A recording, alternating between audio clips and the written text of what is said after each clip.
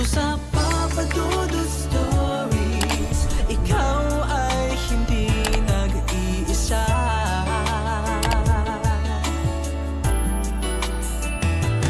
Dito sa Papa Dudut Stories, may nagmamahal sa'yo.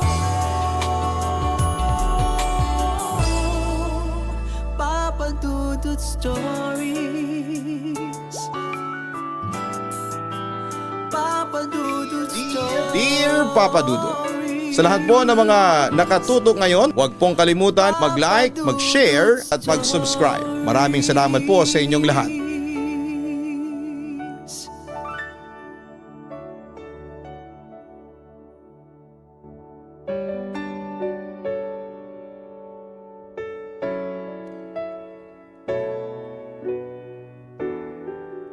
Minsan ang pagpapadala sa ating emosyon ay may mabuti at masamang epekto sa ating buhay. Kadalasan kapag sumosobra ang ating nararamdamang galit ay may mga bagay tayong nagagawa na ni sa hinagap ay hindi mo akalain na magdadala pala sa iyo sa isang sitwasyon na kailanman ay hindi mo malilimutan. Dear Papa Dudut, isang magandang araw po sa inyo at sa inyong mga tagapakinig. Itago nyo na lamang po ako sa pangalang Bern. 30 years old at kasalukuyang nakatira ngayon sa Maynila. Ang kwento po na nais kong ibahagi sa inyo ay istorya namin ang aking matalik na kaibigan noong ako'y nasa kolehiyo pa lamang.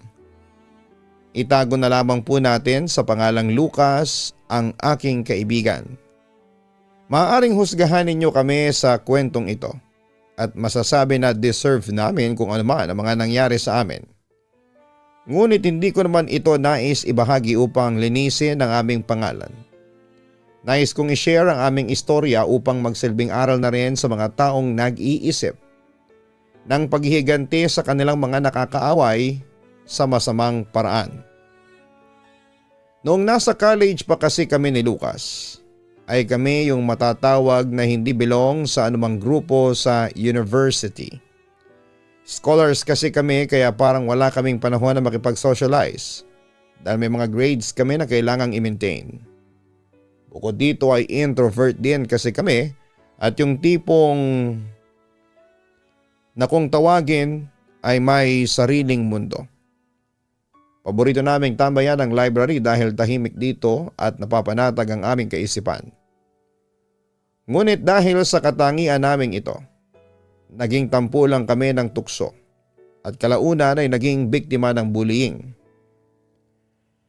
Napakahirap po ng ganitong sitwasyon dahil hindi din naman kami makapagsumbong dahil sa takot. Tanging ang isa't isa ang naging sandalan namin sa tuwing nakakarinig kami ng hindi magandang salita o di naman kaya ay nakakaranas ng pang-aapi sa aming mga kaklase na feeling may-ari ng eskwelahan. Nandyan yung gagawin nila kaming utusan o di kaya naman ay harap-harapan kaming ipapahiya sa aming mga kaklase dahil sa mga naninilaw na uniforms namin. Ang nakakalungkot pa ay hindi lamang mga kaklase naming lalaki ang gumagawa nito. Mas malala pa nga ang nararanasan naming pang-aalipusta mula sa mga kaklase naming babae. Isa na nga sa kanila si Alexis. Hindi niya tunay na pangalan. Kilala siya sa aming pinapasukan bilang happy-go-lucky at mahilig sa party ng mga babae. May mga usap-usapan din na madalas siyang sumama pa uwi sa mga lalaking kakikilala pa lamang niya sa mga club na kanilang pinupuntahan. Maganda naman kasi siya, sadyang masama lang ang ugali, palibhasa ay spoiled. Ang mga magulang niya ay madalas abala sa trabaho, kaya sinasabi ng iba na hindi siya nagabayan ng maayos ng mga ito habang lumalaki siya. Siya ang pinaka-leader ng grupo dahil may koneksyon ng kanyang magulang sa school. Kaya naman wala ding malakas ang loob na kalabanin siya. Kaya nga takot din kami ni Lucas na magsumbong dahil ayaw naming posibleng gamitin niya ang kanyang koneksyon upang mapagtanggol ang scholarship naming dalawa. na siyang hindi naman namin pwedeng hayaan. Dahil ito lamang ang aming inaasahan upang makapagtapos ng aming pag-aaral. Masakit bang tanggapin para sa amin ay hinayaan namin ang lahat ng ginagawa nila.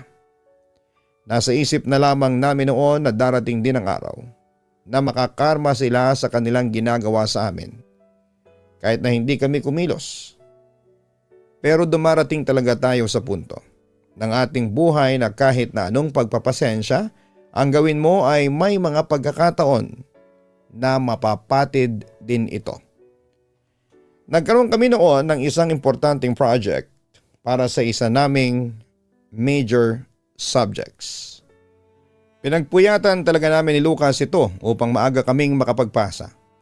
O nga po pala, ang kurso namin ay related sa computer. Since wala kaming computer o laptop na sarili ay umaasa kami sa mga computer shop noon o sa library kapag gumagawa ng mga proyekto. Isa din po ito sa dahilan kaya maaga kaming gumagawa ng mga activities para hindi kami nagagahol sa oras. Lalo na at limitado lang din naman ang oras na aming maaaring i-google sa computer shops. Tuwang-tuwa pa kami dahil naipapasa na namin ito kahit may ilang araw pang natitira. Masaya kaming nagkwekwentuhan ni Lucas habang papunta sa faculty upang kausapin ang aming sir nang bigla na lamang kaming harangin nila Alexis. Halos walang katao-tao sa hallway ng oras na yon dahil karamihan ay nasa kaklase pa. Ang iba naman na naroon ay umiiwas agad pagkakita pa lamang kina Alexis at sa kanyang grupo. Nakataas ang kilay nito na tinanong kung saan kami pupunta at ano ang aming gagawin. Sinagot naman namin agad sila dahil nung isang beses na natagalan kami sa pagsagot ay nabatukan at nasampal kami ng mga ito. Nagtinginan muna sila bago ngumiti ng pagkatamis-tamis sa amin. Hiningi nito ang USB na dala namin na siyang naglalaman ng aming proyekto. Nag-aalangan mang kaming ibigay ay ginawa pa din namin ang kanilang gusto. Sa pagkakalang nais lamang nila itong kopyahin. Pagkabot ko ng aming USB sa kanya ay nagulat ako nang bigla niya itong apak-apakan. Tinangka namin siyang pigilan pero hinawakan kami ng kanyang mga kagrupo habang tatawa-tawa pa ang mga ito sa ginagawa ng kanilang kaibigan. Tumigil lamang siya sa pag-aapak nang makitang sira na ang USB at hindi na talaga mapapakinabangan pa. Naiyak talaga kami ni Lucas sa ginawa niyang iyon dahil puyat at pagod namin ang kanyang sinira at hindi basta gamit lamang. Nakaismid lamang itong tumingin sa amin sabay sabing yan ang napapala ng mga bidabidang kagaya ninyo. Matapos nito ay umalis na sila. Na para bang proud na proud pa sa kanilang ginawa. Nakita ko kung paanong manginig ang buong katawan ni Lucas sa galit. Tumingin siya sa akin sabay sabi na hindi na niya kaya ang ginagawa ng mga ito sa amin. Kailangan na daw naming turuan ng leksyon ng mga walang hiya naming kaklase na yon. Tinignan ko lang naman siya at nagtataka kung ano ang ibig nitong sabihin. Pero sa isip ko ay tama naman siya. Kailangan na nilang managot sa ginagawa nila sa amin. Sumusobra na ang mga ito. Napagpasyahan namin na ulitin ang aming ginawa at kahit wala na kaming budget noon ay napilitan pa kaming bumili ng panibagong USB na siyang paglalagyan ng aming gagawin. Dahil naawa sa amin ang may-ari ng computer shop na aming laging pinupuntahan ay hindi na kami pinagbayad nito. Sobrang natuwa naman kami dahil kahit papaano ay mababawasan ang aming gastos. Pero nagtataka lamang ako ng panahong yon kay Lucas dahil humiwalay siya ng ginagamit na computer sa akin. Nang tanungin ko siya tungkol dito ay sinabihan lamang niya ako na basta daw. Sigurado daw siya na matutuwa din ako sa gagawin niya. Hindi ko naman na siya pinagtuunan pa ng pansin at ginawa ko na lamang ang aming dapat na gawin. Nang matapos ay nagpasya kami na saka na ito dalhin sa aming professor dahil baka pag-initan na naman kami ng grupo nila Alexis. Mas mabuti na yung sigurado at sa harapan ng buong klase namin ipapasa para makita nila kung ano man ang gagawin ng grupo ng mga bully naming kaklase. Habang pauwi kami ay sipol-sipol si Lucas kaya naman hindi ko napigilan Natanungin siya kung ano ang kanyang ginawa kanina at mukhang masayang masaya siya. Nakangiti siyang tumingin sa akin, sabay sabi na malalaman ko din bukas kung ano yon at maghintay na lamang daw ako sa ginawa niyang ganti kay Alexis. Bagamat at may pagtataka sa aking isipan, ay hindi ko na rin naman pinilit pa na sabihin niya sa akin ito. Tulad nga ng kanyang tinuran, maghintay na lamang ako sa anumang plano niya. Kinabukasan, pagkapasok ko pa lamang sa aming university, ay napansin ko na ang mga pasimpleng tinginan ng mga mag-aaral habang nakatingin sa kanilang mga cellphone at laptop. Ang iba ay tatawa-tawa pa na parang may kung ano silang nakikita doon. Pagdating sa room namin ay lumapit agad sa akin si Lucas, sabay tanong kung nakita ko na raw ba yung nasa university page namin. Nagtataka akong sumagot na hindi pa. Dali-dali niya akong sinabihan na i-check ang phone ko at bisitahin ang page upang tignan kung ano ang tinutukoy niya. Pagbukas ko ng page ay nagulat ako sa bumungad sa akin. May scandal doon na ang bida ay si Alexis. Kitang-kita dito ang lahat ng kanyang pinaggagawa. Napatingin naman ako kay Lucas na parang nagtatanong dito kung ano ang bagay na yon. Mukhang nagets naman niya ang tingin ko na yon. Kaya naman sinagot niya ako dahil ang literal na kahulugan ng karma is a bitch dahil yun naman daw si Alexis. Sa totoo lang po, Papa Dudut, hindi ko alam kung matutuwa ba ako sa ginawang yun ni Lucas. Oo, at masama ang ginawa sa amin ni Alexis at gusto ko ding makaganti sa kanya. Pero parang sobra naman ang naging ganti na ito. Bukod sa napahiya siya sa buong school ay sigurado masisira pa ang kanyang pagkatao sa lumabas na sekreto niya. Kinumpronta ko noon si Lucas na bakit gano'n naman ang ginawa niya, pero ang tanging sagot lamang niya sa akin ay deserve naman ito ng babaeng nang aapi sa amin. Hindi ko daw ba naiisip ang lahat ng ginawa nito sa amin? Kung tutuusin daw ay kulang pa ang ginawa niyang yon kumpara sa mga pinaranas nito sa amin na hirap at pamamahiya. Pagkabanggit niya dito ay parang nag-flashback sa akin, sa aking isipan ang lahat ng kahihiyan na naranasan ko sa kamay ng babaeng yon at tila nabura sa akin ang pagkakonsensya ko at naisip na tama nga si Lucas. Tama lamang na maranasan niya ang mga ginawa niyang pamamahiya sa amin. Kaya naman na nahimik lamang ako noon at nakisali pa sa pag-comment ng kung ano-anong masasakit na salita dito. Hindi pa ako naging masaya doon. Shinare ko pa ang naturang video sa lahat ng pwedeng pagkalata nito. Akala ko noon sa pagiging keyboard warrior ko nang makita kong pumasok na si Alexis, nakayuko ito na parang hiyang-hiya. Maraming nakita na rin ito ang video niyang kumalat ngayon sa buong campus. Ang mga kaibigan niya na akala niya ay tutulungan o dadamayan man lamang siya ay isa din sa ngayon ay nakikitawa sa kanya. Hindi niya marahil kinayang sikmurain ng lahat ng mga tinging ipinupukol sa kanya ng aming kaklase at ibang mga estudyante. Sa lugar na yon, kaya naman agad siyang tumayo at nanakbo palabas ng silid-aralan.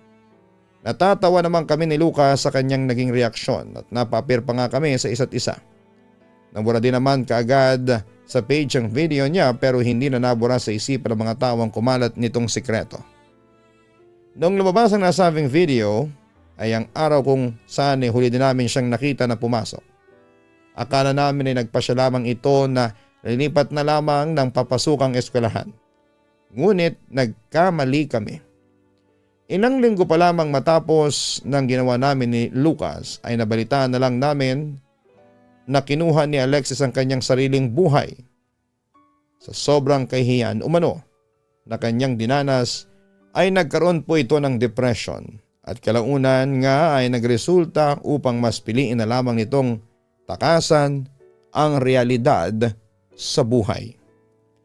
Dito ako parang natauhan, luminaw sa aking isipan na nabalutan ng tila makapal na ulap. Parang doon ko lamang naisip ang lahat ng aming pinagagawa. Tiningnan ko si Lucas at kita ko din ang pagkabigla sa kanyang mukha nang marinig namin ang balitang yon. Nakaramdam kami ng pagsisisi ngunit tila huli na ito. Hindi naman namin akalain na ganoon ang gagawin ni Alexis kaya naman hindi na namin naisip ang magiging bunga ng aming aksyon. Sa buong araw na yon ay tahimik lamang kami. Nang dumating ang araw ng libing niya ay nagpunta kami ni Lucas. Habang ibinababa ang kanyang kabaong ay humingi ako ng tawad sa kanya at umaasa na mapagaan ito ang aking pakiramdam. Ngunit bigo ako na maramdaman yon. Parang mas bumigat pa nga ang aking pakiramdam matapos ng araw na yon. Doon nag-sink in sa akin na dahil sa ginawa namin ng aking kaibigan ay may isang buhay na nawala. Mas kinain ako ng aking konsensya at hindi ko mapigilan na maiyak na lamang. Bago kami umalis ni Lucas sa lugar na yon, ay nilingon pa namin ang kanyang libingan at ewan ko ba kung dala lamang ng aking imahinasyon. Ngunit parang nakita ko si Alexis na nakatayo sa isa sa mga punto doon at nakatingin sa amin ng aking kaibigan. Hinahangin ang mahaba nitong buhok at ang suot pa nito ay ang uniforme namin sa eskwelahan. Sinusot ko ang aking mga mata upang makasigurado kung tama ang aking nakikita ngunit pagtingin ko ay wala na muli ito. Napapailing na lamang ako dahil mukhang pinaglalaroan na ako ng aking imahinasyon. Dahil sa aking pagkakakonsensya kaya kung ano-ano ang nakikita ko. Lumipas sa mga araw at kahit papaano ay medyo nawawala na sa aming isipan ang nangyaring yon. Dahil nga sa wala si Alexis, akala namin ay matatapos ng bangungot namin sa kolehiyo sapagkat siya naman ang pasimuno ng lahat ng pang-aapi sa amin. Ngunit nagkamali kami. Dito pa lamang pala magsisimula ang isang malaki at nakakatakot na bangungot na siyang magpapabago sa aming buhay. Unang naganap ang kakaibang pangyayari. Nang nag-research ako sa Silid-Aklatan, halos walang tao doon dahil bihira na lamang naman sa mga estudyante ang gumamit ng mga libro bilang reference sa kanilang mga takdang aralin. Lalo at uso na ang internet at smartphone. Tumayo muna ako noon sa aking pagkakaupo upang hanapin ang isang libro na kailangan ko. Habang papalapit ako sa shelf kung saan ko ito makikita ay biglang nagpatay sindi ang ilaw dito. Napatingala pa nga ako noon dahil tinitingnan ko kung pundido na ba ang ilaw. Mukhang maayos pa naman ito kaya nakapagtataka ang ginawa nito. Medyo nakaramdam ako ng kaunti kasi ganito yung napapanood kong eksena sa mga nakakatakot na palabas. Ngunit dahil nagmamadali na din ako noong matapos sa aking ginagawa kaya naman pinakibit-balikan ko na lamang ang mga nangyayaring yon. Nang marating ko ang destinasyon ko ay agad kong binaybay ang kahabaan nito upang hanapin ang aking kailangan. Ang seksyon na yon sa library ay halos nakasandal na sa pader. Kaya naman habang naghahanap ako at nakarinig ng mga hakbang mula sa kabilang bahagi ng shelf ay hindi ko agad matignan kung sino yon. Para kasing sumasabay ang mga hakbang nito sa paglalakad ko kaya parang na-curious ako kung nagkataon lang ba yon o nananadya ang nasa kabilang bahagi nito. Ayaw ko namang mang-judge pero naiisip ko talaga noon na sinusundan ako ng kung sino man ang nasa kabila nito. Nang makita ko ang libro na kailangan ko ay agad ko itong kinuha at pagkakuha ko dito ay nagkaroon dito ng malaking siwang dahil may ilang libro din na wala na sa pwesto. Dahil may malaking butas na nga sa bahaging yon ay makikita mo ang kabilang bahagi nito pagkakuha mo ng libro. Medyo nasa ibaba din ito at nakaupo ako kaya naman bago tumayo ay napadako ang aking tingin sa butas na yon. At halos takasan ata ako ng kulay ng aking muka nang mula sa butas ay makita ko ang muka ni Alexis na nakasilip sa akin at nakatingin ng masama. Namumutla ang muka nito at nangangalit ng kanyang bagang. Nabitawan ko talaga ang aking hawak na libro at dahan-dahang napaatras mula doon. Parang pagapang na nga ang aking ginawa nito, Papa Dudut. Kahit nanginginig ang aking tuhod sa takot ay mabilis akong tumayo at kumaripas ng takbo palabas sa section na yon ng library. Halos nasa dulo na din kasi ito kaya naman ni isang tao ata ay wala akong nakita doon. Nang makarating ako sa hallway, akala ko ay magiging maayos na ang lahat, ngunit nagulat ako nang bigla na lang lumitaw sa aking harapan si Alexis. Galit na nakaturo sa akin at bumuka ang kanyang bibig, ngunit wala namang anumang salita na lumabas dito. Ramdam ko ang tagaktak ng aking pawis kahit pa nga malamig ang pakiramdam ng aking katawan at may aircon sa lugar na yon. Napapatras na lamang ako habang si Alexis ay unti-unting lumalapit sa aking kinakaroonan. Hindi ko na napigilan ang aking sarili na mapasigaw nang bigla na lamang itong mabilis na naglakad patungo sa akin sabay bulong ng konsentidor. Paulit-ulit niya itong binubulong habang ako naman ay nakapikit na lamang na nakikinig. Ilang mga pares na mga paa ang aking narinig na patakbong lumapit sa aking kinakalagyan bago tuluyang naglaho ang mga bulong ni Alexis. Napaupo lamang ako sa aking kinakalagyan at natutulalang umiiyak. Hindi ko na nga namalayan na nakalapit na ang mga taong dumating na yon sa akin. Naririnig ko ang mga tanong ng mga taong nasa aking paligid, ngunit hindi ko magawang sagutin ang mga ito. Tila umurong ang aking dila dahil sa kilabot na aking naramdaman ng mga oras na yon. Naramdaman ko na lamang na ginigiyan na ako ng mga ito palabas ng library at naglalakad na kami patungo sa nurse office. Literal na tulala lamang ako noon, kaya naman hindi din ako pinauwi agad ng nurse. Naalala siguro na baka kung anong mangyari sa akin kapag lumabas ako na gano'n ang aking kalagayan. Saka lamang ako pinalabas nito nang dumating si Lucas upang ihatid ako pa uwi. Nang makita ko siya ay parang doon pa lamang ako natauhan. Agad akong lumapit sa kanya at hinila siya palabas doon.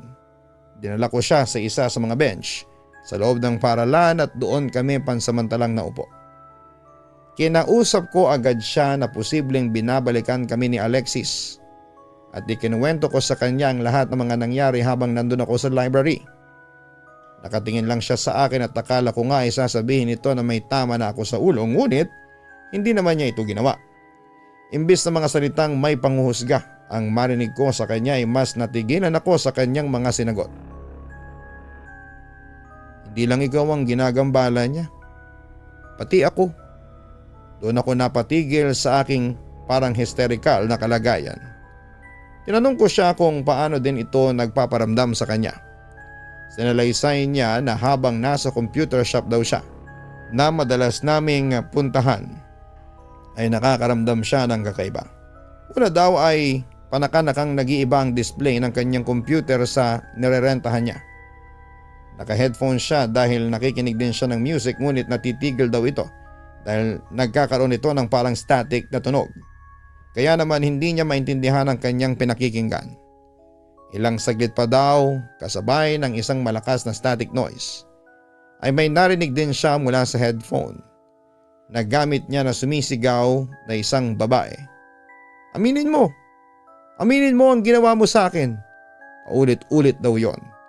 Dahil sa lakas ng tunog na ito at masakit na sa tenga, ang ginawa nito ay naisipan na lamang niya na mag-force shutdown ng computer. Ngunit pagkapatay down nito ay nakita niya mula sa refleksyon niya sa screen nito na nakatayo sa kanyang likuran si Alexis. Ang mukha nito ay nasa tenga niya. Nakatapat lang ang bibig nito sa kanyang tenga habang matim itong nakatingin sa screen ng computer. Doon daw napagtanto ni Lucas nang akala niyang sigaw sa kanya na mula sa computer na ginagamit ay galing pala mismo sa kanyang tabi. Napalabas daw talaga siya noon ng computer shop kahit pa nga may natitira pa siyang oras doon. Nasakto naman daw na hinahanap siya ng ilang estudyante na nakakita sa akin sa library at pinapunta daw siya doon sa nurse office. Matapos ng kwento niya ay parehas kaming natahimik ni Lucas. Mukhang nakarma kami sa aming ginawa at ngayon ay binabalikan na kami ng taong sinira namin ang buhay.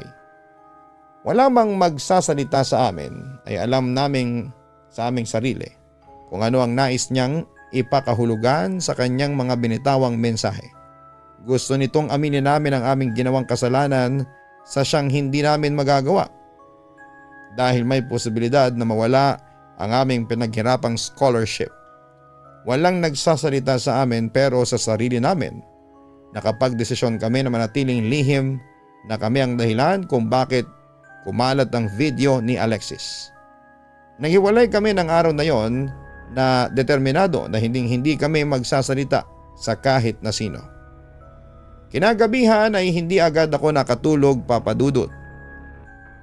Naisip ko pa din kasi ang mga nangyari sa amin ni Lucas ng araw na yon. Nakatulala lamang ako noon nang biglang tumunog ang aking cellphone. Tila may video na nagpe-play dito.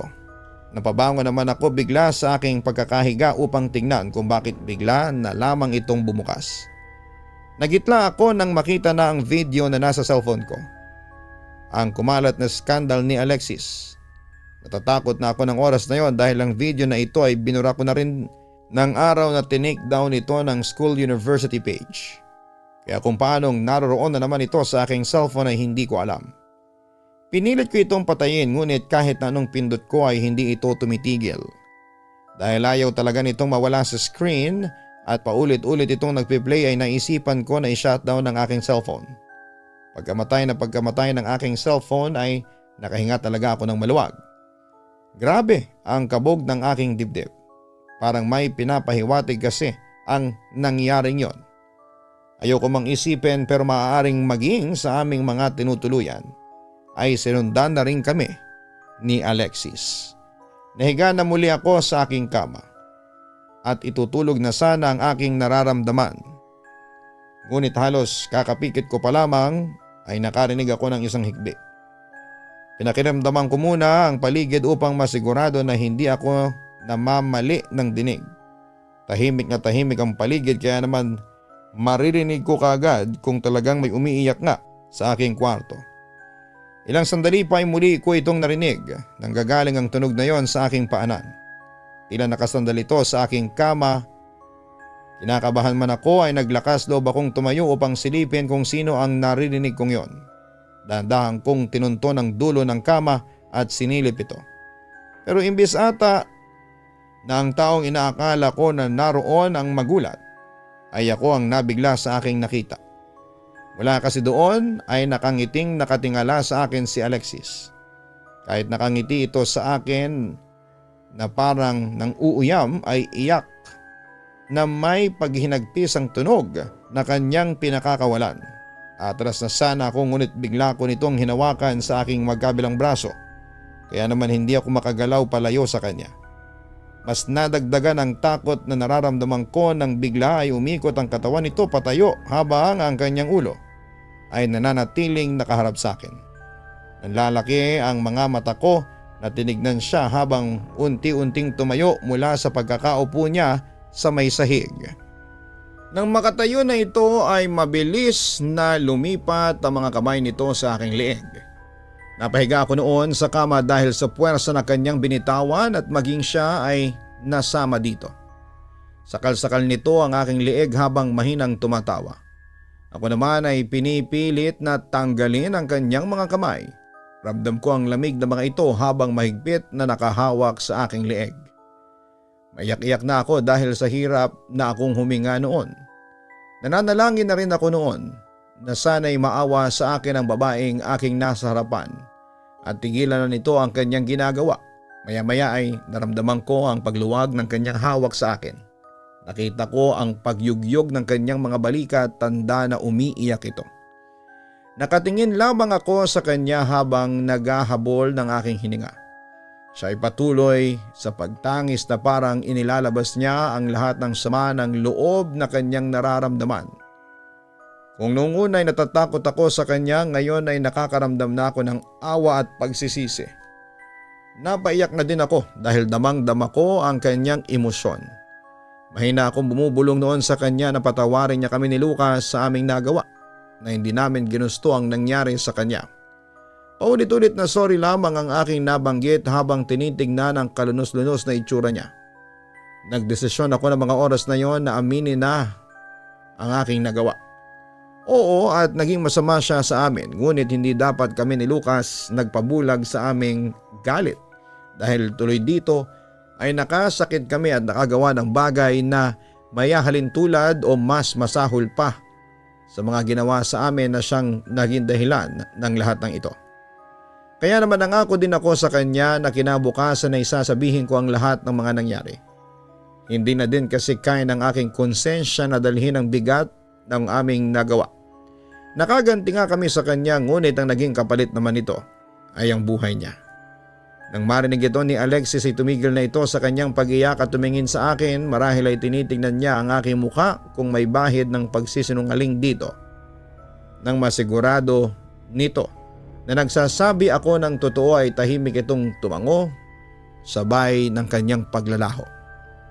Hindi naman ako nagpatumpik-tumpik pa ng gabing yon at agad na pinuntahan si Lucas.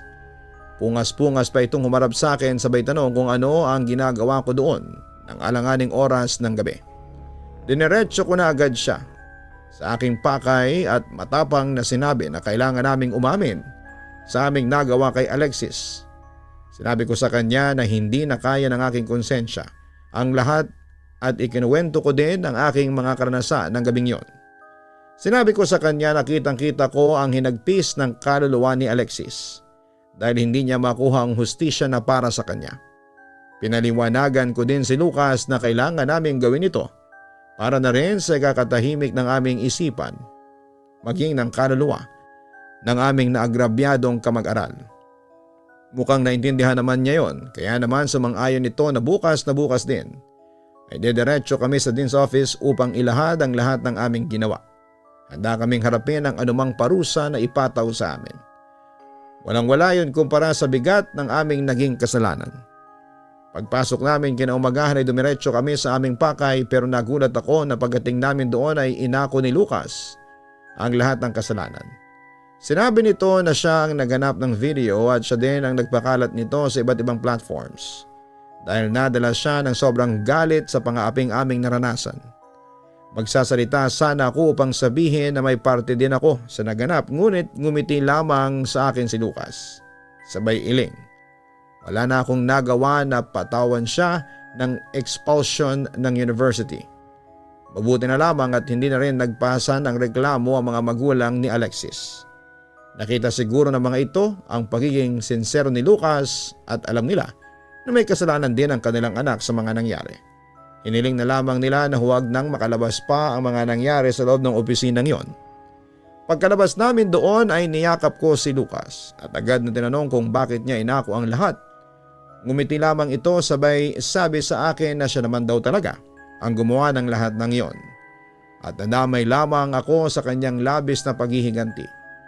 Bago siya umalis ay nangako kami sa isa't isa na mananatili pa ding magkaibigan at pagdating ng panahon ay muli kaming magkikita. Matapos po ng araw na yon ay hindi na muling nagpakita si Alexis. Malungkot man na hindi ko na nakasamang umakyat ng entablado ang aking matalik na kaibigan, ay masaya naman ako na natahimik na rin si Alexis. Ang huling naging balita ko po kay Lucas ay umuwi siya sa kanilang probinsya at doon na lamang nagpatuloy ng kanyang pag-aaral. Hanggang dito na lamang po ang aking liham, Papa Dudut. Naway magsilbing aral ang kwento naming ito ni Lucas sa inyong mga tagapakinig, lalo na sa mga kabataang nakakaranas din ng naging sitwasyon naming dalawa. Maraming salamat po sa inyong oras and more power sa inyong programa. Lubos na gumagalang, Bern. Hindi maiiwasan na kapag tayo ay nagawa ng masama ng ating kapwa, ay nakakaisip din tayo ng hindi magagandang bagay na maaari nating gawin sa kanila. Ngunit hindi ito nangangahulugan na dapat ay isabuhay natin ito. Maraming paraan upang maturuan sila ng leksyon ng hindi nakakapanakit. Tulad ng naging kwento nila Bern at Lucas. Masyado silang nadala ng kanilang emosyon na siyang nagresulta sa mas masalimuot na kaganapan sa kanilang buhay. Tandaan sana natin na minsan ay hindi lamang emosyon ang ating dapat na paganahin, kundi maging ang lohikal nating kaisipan upang sa huli ay wala tayong pagsisihan. Hanapin po at mag-subscribe sa Kaistorya YouTube channel. Ganoon din sa Papa Dudut Family YouTube channel. Maraming salamat po sa inyong lahat.